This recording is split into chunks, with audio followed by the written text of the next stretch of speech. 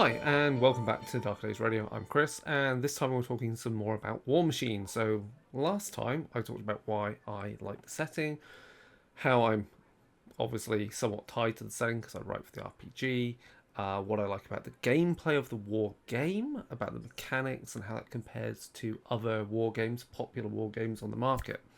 So, I thought I'd talk about what armies I actually own, have owned, and favorite kind of characters throughout the game, and really why I like those armies. So let's get into the meat of this discussion.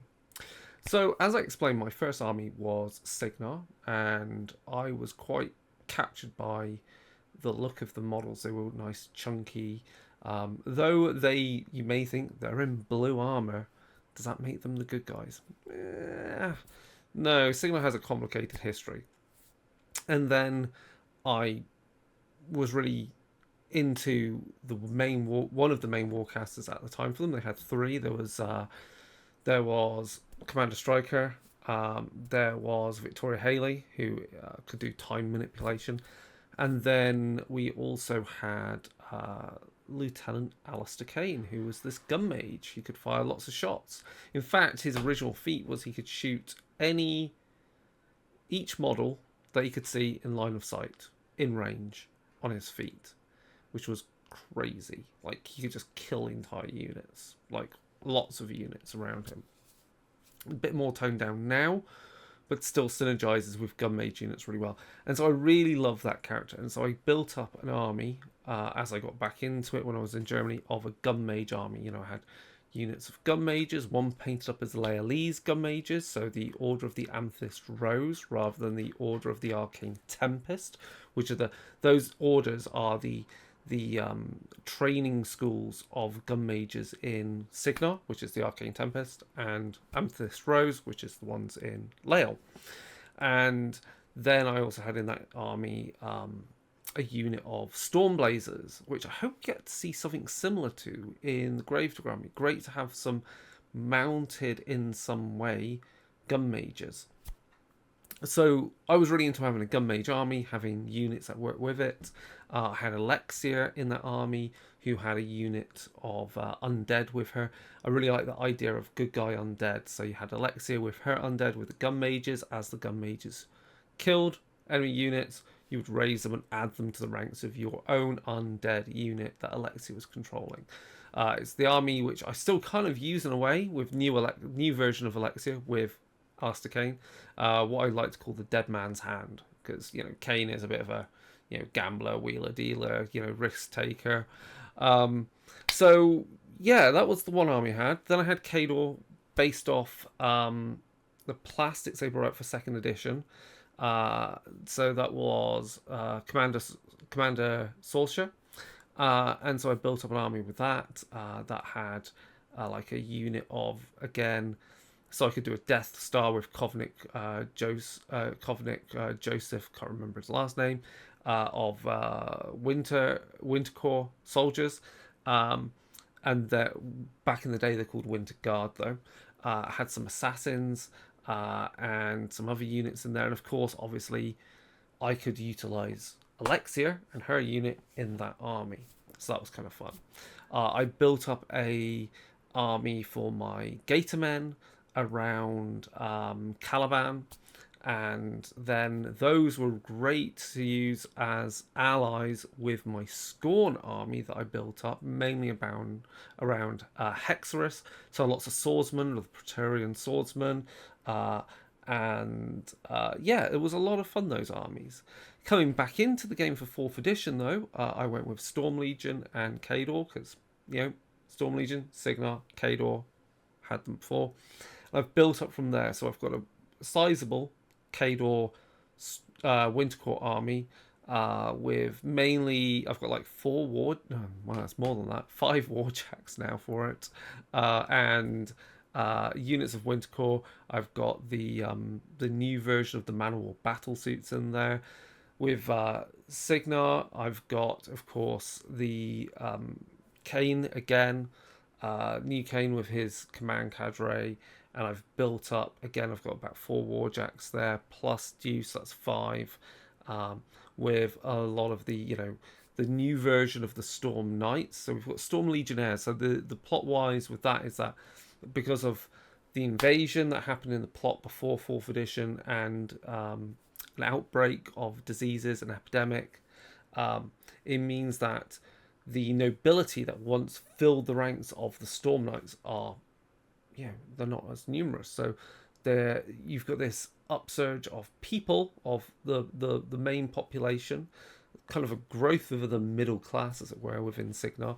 So they're taking on the role of within the Storm Legion as these kind of Storm Knights, Storm Legionnaires, the guys with the halberds. So they're also in there. And I also have in that army the larger Thunderers, who've got heavier armor and galvanic guns to blast away the opponents. So those are the two armies that got built up that are quite sizable. And then I've got Cryx. I've always loved the look of Cryx, and the thing is, in this edition, Cryx, rather than going for trying to push some new style. So if you think about it, Cygnar now captures some of the elements of old Cygnar and also Convergence of Cyrus, because within the setting the cult of Cyrus is more accepted. So that's where the galvanic technology comes in, the railguns, etc., this kind of style of armor. Khador is kind of pushing kind of more of the what we're used to seeing. And then Cryx is also going back to what we saw in Prime and re-rendering those designs that we were used to for the troops. So that's why we've got lots of Mechanothralls, the Brute Thralls, the Sludge Thralls. The Warjacks represent really every armament that you would have of your classic Cryx Warjacks, and with the hell, what are they called? Ripperjacks? Can't remember. The little ones. The turkey jacks, as we like to call them. So I really enjoy using that army, and I've always also loved the look of Cephalax. I always wanted a whole mercenary army of those, so the fact that we've got that as a starter command cadre which can work with the Cryx and so lead them is a dream come true. So it gives you that mix of these psionic, these psychically enabled type warcasters with their monstrosities, which are kind of like living warjacks. They're big genetically modified humans that have got prosthetics so they can fight like warjacks, mixed in with your Cryx, just makes it a lot of fun. So that's a really big army I've built out. Of course, we've now got the Exilon, Nostilla, and the Aberration that you get if you subscribe to the app. So that enhances that Cephalax theme within there. I need to get another unit of the Criterions. They're the unit of troops. They're not a character unit, so you can have two of them. And that will really make that army even more Cephalax-like. Then I've got my Skorne building up. I've got Primus Jalam added to it to really make that tournament legal. So it's really an army based around Praetorian Swordsmen, and if I wanted, I could use Archdomina Makeda to lead it, and she'll just enhance those Praetorian Swordsmen. So that's a good, again, 100-point army with a lot of different war beasts. I am considering trying to get hold of the Desert Hydra as a Colossal for it, if I can pick that up from somewhere. Or getting Xerxis, Xerxis. So he comes on a big kind of rhino-like creature, so he's kind of almost a war engine in his style. So that'll be really fun to use as a warcaster who is a proper beat stick that can charge into the enemy. So that'll be really fun. So I'm exploring that, and I need to finish painting that army, and I've added to it beyond what I had when I originally had it. So I've now also got Praetorians on cavalry, those cavalry being these big cats. So that's a project that I need to continue. And that's fun because you've got such a variety of beasts in there, whereas if you're playing with just warjacks, they all kind of look the same. Then we've got the two starter command starters that I've got for the Trollkin. So I've got the Brine Bloods with Commodore Foulblood. I've got the Chimera with Can't even remember his name. Calyx, who leads them. Yeah, it's Calyx. They're a lot of fun. I don't think I'm really going to go deep with either of those currently. We'll rethink that maybe at another date. We've got Old Orgoth. I really love because we can utilize Vilkul from my Khador Winter Corps in that army. So that means with the 2 starters, I'm already hitting a good 50 points, and then we can throw in, throwing the coming the coming auxiliary and the extra war beasts. That takes all the way up to easily 100 points. And I can even boost it up by going, let's have another Warjack in there. Let's take Magnus with the Invictus Warjack, which again is a great super heavy large scale miniature to use in there. So that's the other army. I really like the folk horror theme of the old Umbre. I really like that kind of old Circle Orboros feel mixed with the Khador winter kind of tundra elements to it. It's just such good designs, and again the rules evoke this, that we've got shapeshifters, werewolves within the ranks, or they can turn into bears, some of the troops, and we've got these kind of war beasts, some that look very Wendigo like. It's great. Then we have got my Gravediggers army, which of course means we can utilize the command cadre of Kane with the Black 13th and Deuce and Bastion Folk in there, and they fit into that theme because there's gun mages within the Gravediggers. We then have this much more shooting orientated army, which therefore fits with Kane's playstyle and his buffs, and therefore we can just have a solid gun line that is quite highly mobile, because we can drop in more warjacks into the game, and I really like that dynamic feel of the trenches and how that differs in the playstyle of the Storm Legion. Storm Legion is all about combined arms, heavily biased towards melee electrical attacks. We've got with Gravediggers, we've got cloud effects to kind of block line of sight. They can dig in and increase their defense as they dig little foxholes, and airdrop in warjacks they take control of. The fact they're using less advanced warjacks than Storm Legion means your troops can actually repair them. You don't need dedicated engineers. So it's just a really different vibe, a grungier steampunk, diesel punk vibe of an army. So those are the armies I've got. I'm eager to look at Graveborn for Orgoth when they come out, because that's old school Orgoth. That's the Orgoth we remember from the Witchfire trilogy and from all the various Monsternomicons that have come out for the RPG. And so it's great to see some of those designs now fully fledged as miniatures, as war beasts, and to investigate that playstyle and have a different style of undead, because we're at this point, we kind of have a few different undead-ish armies in the game. We've got Cryx. We've got Dusk. So they can take souls, I think. I need to recheck the rules. But anyway, they've got undead models in there.